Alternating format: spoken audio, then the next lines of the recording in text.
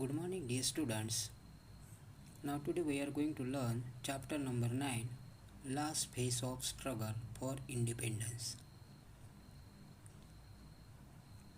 In this chapter, we are going to study the Quit India movement, underground movement, and the contribution of Indian National Army. हम इस chapter में यह study करने वाले हैं quit India movement, underground movement and the contribution of Indian National Army. Okay. So now first, Act of 1935. This act made a provision for the British governed Indian provinces and princely states to form a federation.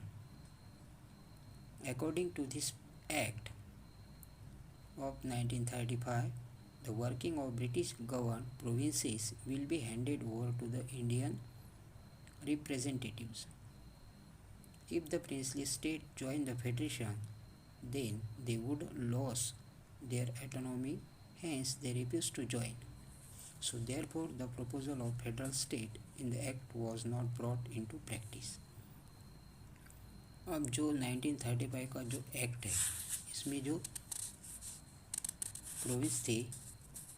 Provisions थे, उसमें British govern के जो Indian provinces है और कुछ princely state है, उसको form federation में करना है.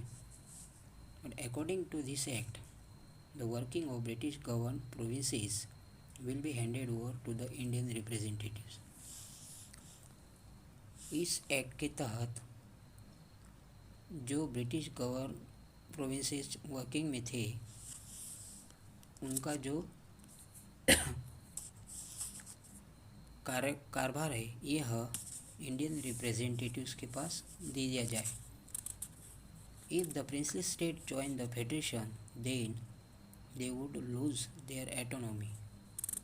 अगर उनके पास से जो प्रिंसली स्टेट चले गए तो उनकी जो एटोनॉमी है वो लूज हो जाएंगी. So hence they refuse to join the British government. So therefore the proposal of federal state in the act was not brought into practice. इसलिए यह प्रपोजल प्रैक्टिस में नहीं आया, उसको रिजेक्ट किया गया. Okay. So now provincial cabinets. The Indian National Congress was not satisfied with the act of 1935 but still decided to take part in the elections of provincial legislature provided by the act.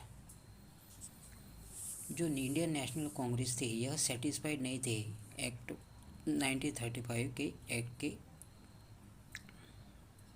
But उन्होंने decide किया कि वो part लेंगे, election में सहभागी होंगे जो provincial legislature के एक्ट के तहत. So in 1937, elections were held in 11 provinces in the country. इसी प्रकार 1937 में जो इलेक्शन हुए, जिसमें 11 प्रोविंसेस कंट्री के शामिल थे. So among these Indian National Congress gain majority over 8 provinces and came to power. और इस इलेक्शन में इंडियन नेशनल कांग्रेस को अच्छी मेजॉरिटी मिली और उनके हाथ में 8 प्रोविंसेस आ गए. So in other 3 provinces, none of the party could achieve majority and therefore mixed cabinet was formed. तो इस तरह जो 3 provinces थे, ये कौन सी भी पार्टी के पास नहीं आई, कौन सी पार्टी को मेजॉरिटी अचीव नहीं हुई. सो therefore mixed cabinet was formed there. सो इसी प्रकार मिक्स कैबिनेट की वहाँ स्थापना हो गई.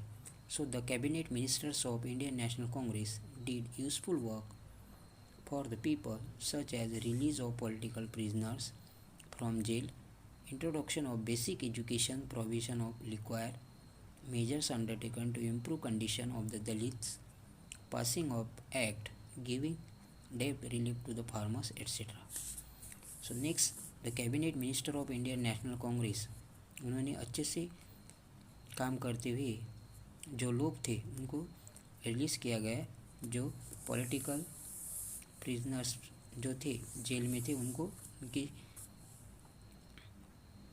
उनको रिलीज़ करने के लिए उन्होंने योगदान दिया. और उन्होंने बेसिक एजुकेशन का इंट्रोडक्शन दिया, प्रोविजंस ऑफ लिक्वायर का उन्होंने ध्यान दिया, और मेजर्स अंडरटेकन जो है इम्प्रूवमेंट कंडीशन ऑफ दलित की, passing of act giving debt relief to the farmers also. Okay, so in this way the provincial cabinet ministers of Indian National Congress did lot of useful work for the people. Okay,